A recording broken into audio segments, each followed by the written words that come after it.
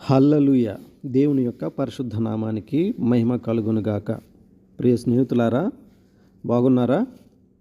దేవుని యొక్క మార్గములలో మనకున్న ఆనందమును, సంతోషమును దేవునికి కృతజ్ఞతాస్తుతులకు, దేవునిని మహిమపరచుటకు ఉపయోగించుకోవాలి. రండి, దేవుని వాక్యం చదువుకుందాము. లూకా సువార్త 16వ అధ్యాయము 15వ వచనము. మీరు మనుషుల ఎదుట నీతిమంతులని అనిపించుకొనివారు, కానీ దేవుడు మీ హృదయములను ఎరుగును. మనుష్యులలో ఘనముగా ఎంచబడినది దేవుని దృష్టికి అసహ్యము. ప్రియులారా, జ్ఞాపకం చేసుకుందాము. గొప్పగా జీవించాలని ఏ మనిషి కోరుకోడు. కటిక దరిద్రంలో కూడా గొప్పవారం అవ్వాలి అనేటువంటి ఆశ ప్రతి ఒక్కరికి ఉంటుంది. మన చుట్టూ నివసించేటువంటి వారికన్నా కొద్దిగా మంచి స్థితిలో ఉండాలి అని మనము కోరుకుంటాం కదా. సాధ్యమైనంత వరకు గొప్ప వాళ్ళతోనే మనము పోల్చుకుంటూ ఉంటాం.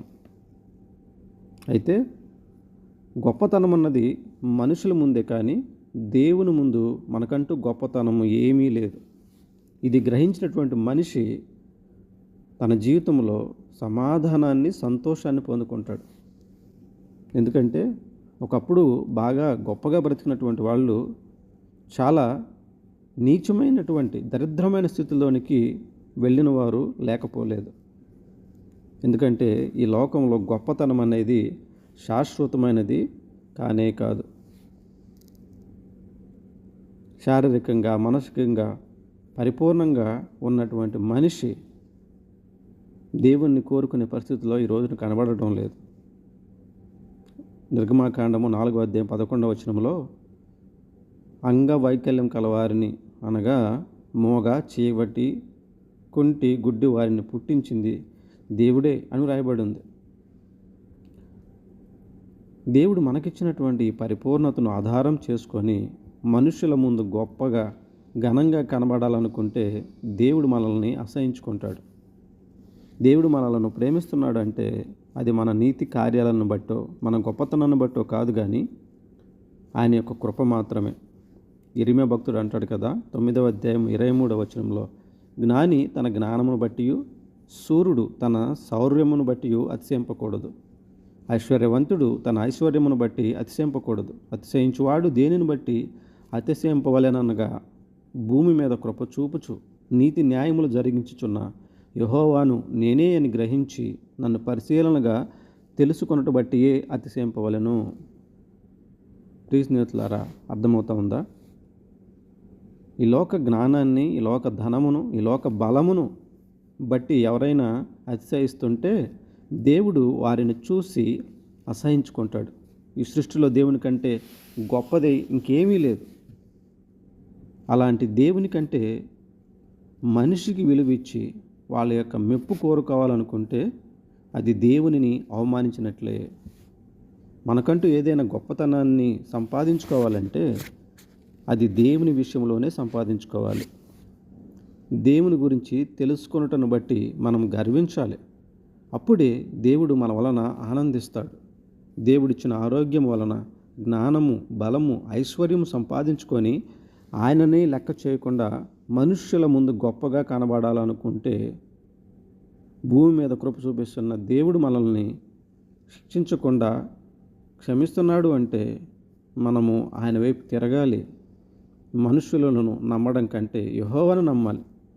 ఈ లోకంలో మనుషుల ముందు గొప్పగా ఉండాలని కోరుకోకుండా దేవుని ముందు గొప్పగా జీవించాలని కోరుకోవాలి. ఎందుకంటే దేవుడు మనల్ని ఇంకా ప్రేమిస్తూ ఉంటున్నాడు. హల్లెలూయా. దేవుడు ఇంకా మనల్ని హెచ్చిస్తూ ఉంటున్నాడు. ఎందుకంటే మనుషుల దృష్టిలో గొప్పవి దేవుని దృష్టికి చాలా అసహ్యము. మనుషులు నమ్ముకొని మనం వెళుతున్నామంటే అవమానం మనకు ఎదురవుతుంది. దానిలో ఏమాత్రం కూడా మంచి లేదు. ఆ మార్గంలో మనము ఏమాత్రం కూడా సంతోషాన్ని, విజయాన్ని పొందుకోలేం. కానీ దేవుని మార్గాలలో మనకి గొప్ప ఆనందం కలుగుతుంది. హల్లెలూయా. గొప్ప సంతోషం కలుగుతుంది. ఎందుకంటే ఈ లోకము నిండా పాపులు ఉన్నంత కాలము మనుషులు ఏం చేస్తున్నారంటే లోకానుసారమైన మార్గాల్లో వెతుకుతూ ఉంటున్నారు. దేవుని పేరు చెప్పుకొని మనుషులను మాయ చేస్తూ ఉంటున్నారు. ఏదైనా చేయవచ్చని, ఏమైనా ఆలోచించవచ్చని దేవుని ఎదుట వారు కోతి గంతులు వేస్తూ ఉంటున్నారు. ప్రియులారా, జ్ఞాపం చేసుకోవాలి, దేవుడే మనకు శరణ్యము. ఆయనను ఆధారం చేసుకున్నప్పుడే మనకు పరిపూర్ణత వస్తుంది. దేవుని కొరకు కనిపెట్టేటువంటి వారు నూతనమైన ఆశ్చర్య కార్యాలను వారు కనులారా చూస్తాడు. దేవుడు మర్చిపోయాడులే, మన వైపు ఏమి చూడడులే, మనం చేస్తున్నటువంటి లోకానుసారమైన కార్యములను పట్టించుకోడులే అని చాలామంది విర్రవీగుతూ ఉన్నారు. త్వరలోనే దేవుడు వారికి పాఠం నేర్పిస్తాడు. అక్రమాన్ని, అన్యాయం జరిగిస్తున్నటువంటి వారికి తగిన జీతం ఇవ్వడానికి ఆయన సిద్ధంగా ఉన్నాడు. ప్రార్థన. ప్రభువా, ఈ లోకంలో మేము జీవించినంత కాలము మాకున్న ఆధిక్యతలను బట్టి కాక, నిన్ను తెలుసుకోవటను బట్టి గొప్పతనాన్ని సంపాదించుకోవడము, నీ మార్గంలో వెతుకట్లో ఉన్న ఆనందాన్ని పొందుకోవడము మాకు నేర్పించమని, అందుకుగాను మాకు సహాయం చేయమని యేసుక్రీస్తు వారి పరిశుద్ధ నామములో ప్రార్థించి అడిగి వేడుకొనుచున్నాము తండ్రి. ఆమేన్. ఆమేన్.